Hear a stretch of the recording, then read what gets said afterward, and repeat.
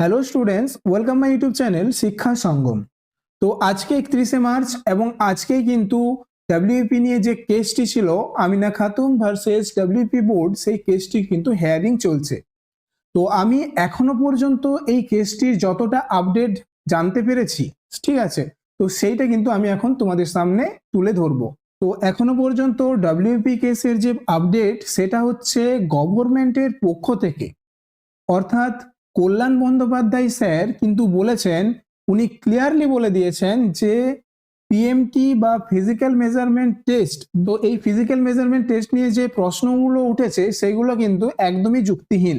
উনি সবার আগে বললেন যে রুলস আছে, সেই রুলসটা হলো যেদিন ফিজিক্যাল মেজারমেন্ট টেস্ট হয়েছে, অর্থাৎ যার যে ডেটে ফিজিক্যাল মেজারমেন্ট টেস্ট হয়েছে সেই দিনেই কিন্তু কোনো অবজেকশন থাকলে অবজেকশন করতে পারবে, ঠিক আছে। অর্থাৎ যার যেদিন ফিজিক্যাল মেজারমেন্ট টেস্ট থাকবে সে সেই দিনেই কিন্তু অবজেকশন করতে পারবে, কিন্তু সেই দিন কোনো অবজেকশন আসেনি।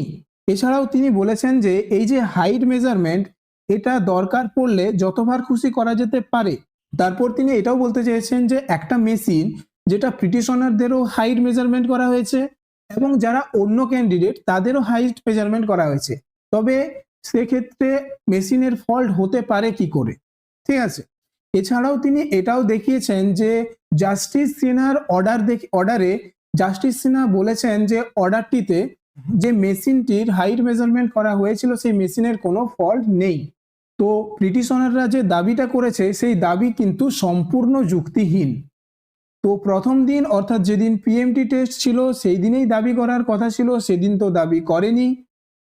এবং মেশিন নিয়ে যে প্রবলেমের কথা বলেছে সেই প্রবলেমও কিন্তু জাস্টিস সিনহার অর্ডার দ্বারা বলা হয়েছে যে সেই মেশিনের কোনো প্রবলেম নেই। এই সব যুক্তির কারণে তিনি বলতে চেয়েছেন যে পিটিশনারের যে দাবি তুলেছে সেই দাবিটা কিন্তু সম্পূর্ণ যুক্তিহীন এবং এই দাবিটা উনি খারিজ করার কথা বলেছেন। তো এখনো পর্যন্ত আমি আপডেটটা জানতে পেরেছি এবং তোমাদের সামনে তুলে ধরলাম। তো সম্পূর্ণ কেসটাই কি আজকে হলো, ঠিক আছে, এটা জানার জন্য তোমরা অবশ্যই চ্যানেলটিকে সাবস্ক্রাইব করে রাখো। যখনই আমি এই কেসটির সম্পূর্ণ আপডেট পাবো তখন তোমাদের জানাবো।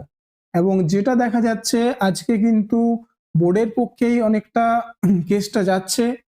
তো রেজাল্টের কি হতে পারে সেটা আমি কিন্তু একদম এই কেসটি শেষ হওয়ার পর তোমাদের জানাবো।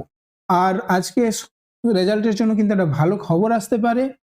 তো তোমরা অবশ্যই চ্যানেলটি সাবস্ক্রাইব করে রাখো এবং ভিডিওটি ভালো লেগে থাকলে একটা লাইক করো। তো দেখা হচ্ছে পরের ভিডিওতে।